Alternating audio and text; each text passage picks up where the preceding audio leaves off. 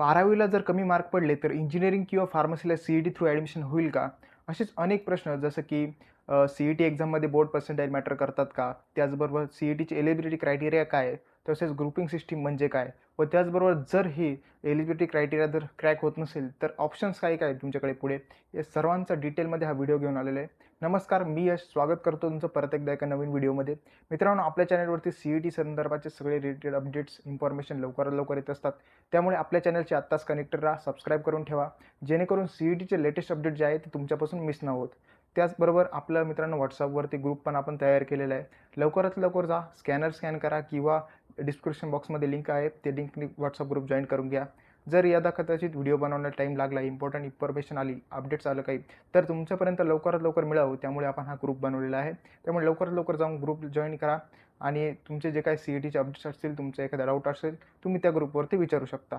त्याचबरोबर चला व्हिडिओला सुरुवात करूया. तर तुमचे बोर्ड पर्सेंटाइल कुठे कुठे मॅटर करणार आहे?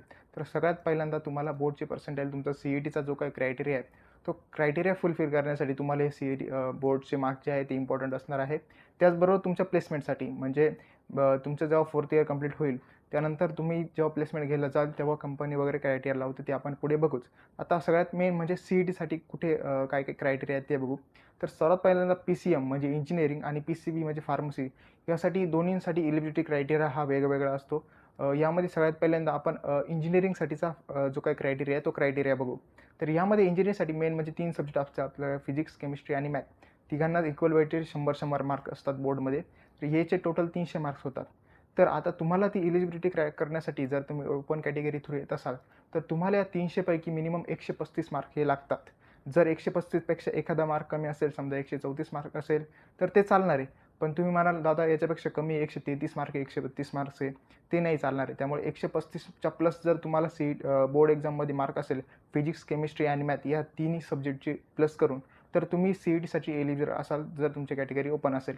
पण जर तुमची कॅटेगरी जर तुम्ही एखाद्या रिझर्व्ह कॅटेगरीमधून येत असाल, जसं की एस-सी, एस-टी, व्ही-जे-एन-टी, ओ-बी-सी, एस-बी-सी, ई-डब्ल्यू-एस अशा कॅटेगरी थ्रू जर तुम्ही येत असाल, तर तुमच्यासाठी पी-सी-एम या 3 सब्जेक्टची सम फक्त 120 लागते मित्रांनो. 300 पैकी जर तुम्हाला 120 मार्क असतील, तर तुम्ही सी-ई-टीसाठी एलिजिबल आहात. त्याचबरोबर जर तुम्हाला एखादा मार्क कमी असेल, 119 असेल, तरी पण ते चालणार आहे. तरी पण सी-ई-टी सेल तुम्हाला एक चान्स देतं आहे, की तुम्ही सी-ई-टी देऊन तुमचं ॲडमिशन इंजिनिअरिंगला करू शकता. ओके. असेच जर समजा हा क्रायटेरिया जर तुमच्याकडून फुलफिल नाही झाला, समजा एखादं स्टुडंट आहे त्याचे 300 पैकी 100च मार्क्स भरले, तर अशा वेळेस त्याने काय केलं पाहिजे, जर त्याच्याकडे ऑप्शन सब्जेक्ट असेल तर? अशा वेळेस मित्रांनो तुम्ही काय करू शकता, केमिस्ट्रीला बाकीच्या सब्जेक्टने रिप्लेस करू शकता. तर ते बाकीचे सब्जेक्ट्स कोणते?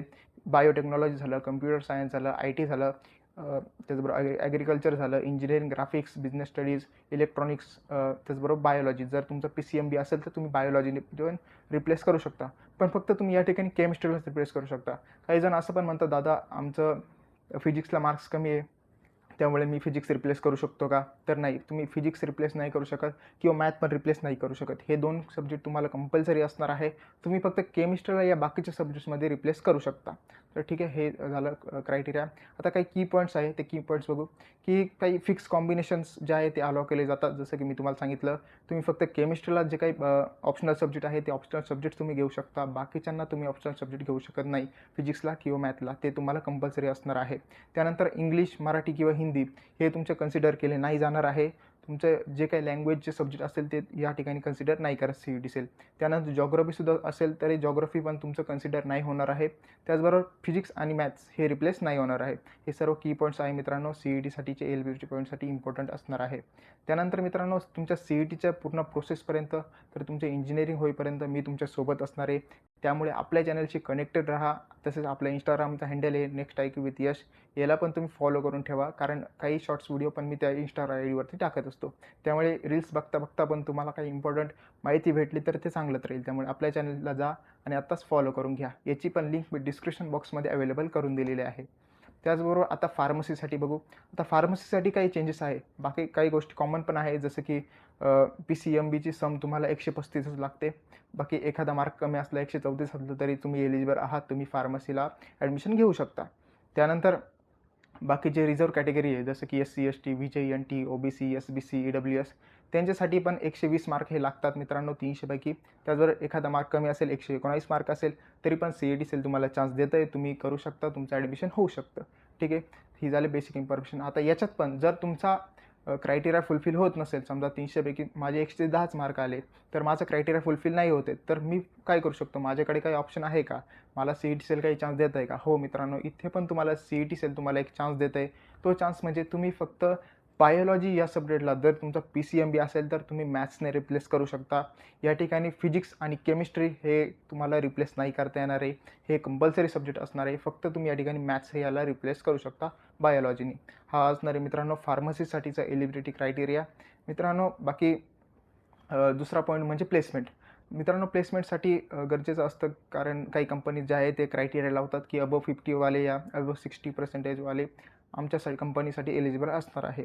बाकी ह्या प्लेसमेंटसाठीचा तुम्हाला नंतरचा विषय, त्याबद्दल मी व्हिडिओ टाकेलच नंतर. त्यामुळे आपल्या चॅनलचे कनेक्टेड राहा. व्हिडिओ आवडला असेल तर लाईक करा, शेअर करा आणि चॅनलला सबस्क्राईब करायला विसरू नका आणि आपला WhatsApp ग्रुप पण जॉईन करून घ्या. धन्यवाद.